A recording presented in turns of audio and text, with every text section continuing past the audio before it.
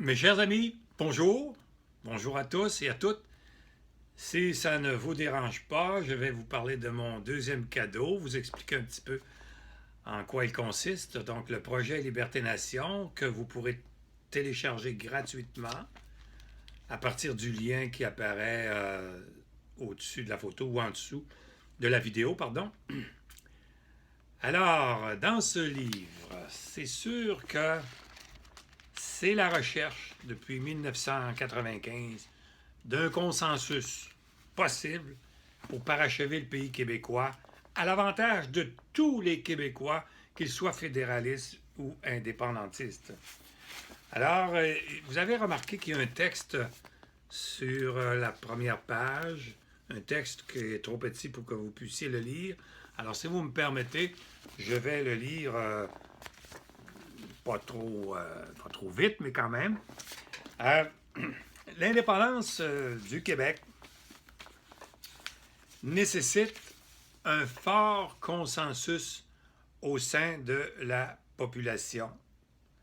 Et l'histoire démontre clairement que les indépendantistes ne seront jamais suffisamment majoritaires au sein de la population pour faire du Québec un pays. La stratégie visant à convertir les fédéralistes en indépendantistes pour obtenir un vote majoritaire en faveur de l'indépendance n'a pas donné les résultats escomptés depuis 1970.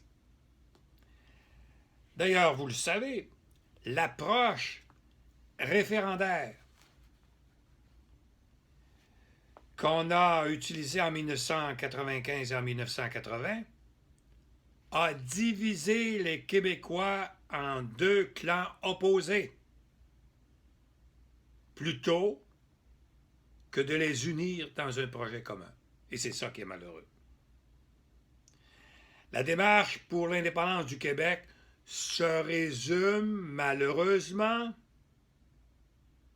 par un débat au cours duquel les indépendantistes tentent d'imposer leurs besoins et leurs solutions aux fédéralistes. Or, l'indépendance, pour ce faire, doit combler à la fois les besoins des indépendantistes et à la fois les besoins des fédéralistes. En fait, doit combler les besoins de tous les Québécois. Ce qui signifie que même si vous passez un an à prendre un café chaque jour, vous, les indépendantistes, avec les fédéralistes, vous ne les convertirez jamais. Le fédéraliste, en prenant son café, va tenter de vous convaincre, vous, indépendantistes, qu'il a raison. Et vous, indépendantistes, vous allez essayer de le convaincre qu'il a tort, mais ça ne marchera pas. Ça fait 45 ans que c'est comme ça, qu'on fait des campagnes pour convaincre avec toutes sortes d'arguments économiques, sociaux, culturels, environnementaux. Et ça ne marche pas, parce que les Québécois ne veulent pas mettre leurs œufs dans le même panier, dans un panier péquiste, où on aura un gouvernement ou un pays péquiste. C'est la perception qui se dégage.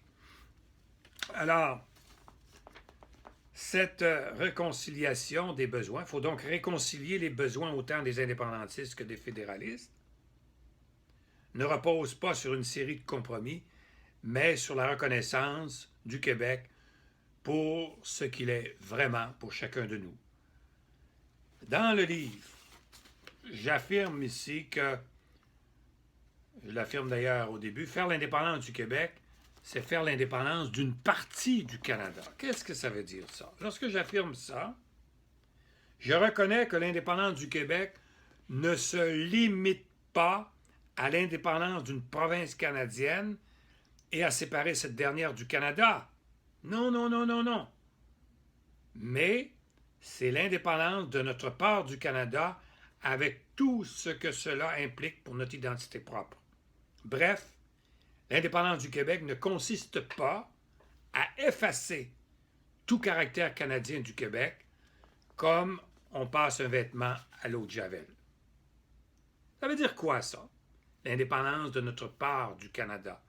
Ça veut dire qu'on prend, en faisant l'indépendance, en parachevant le pays québécois, on prend la partie du Canada qui nous a toujours appartenu, qui nous appartient.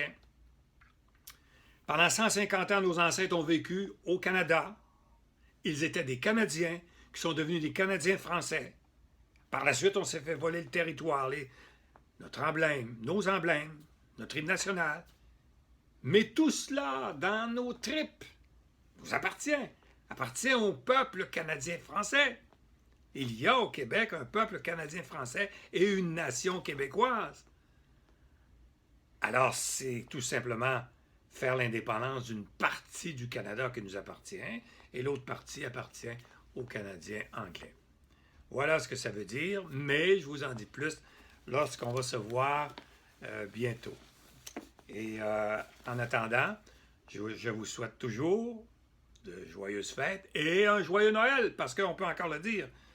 Ça se pourrait qu'un jour, si on ne parachève pas le pays québécois, que tous ces mots-là disparaissent parce que pas assez consensuels. À bientôt.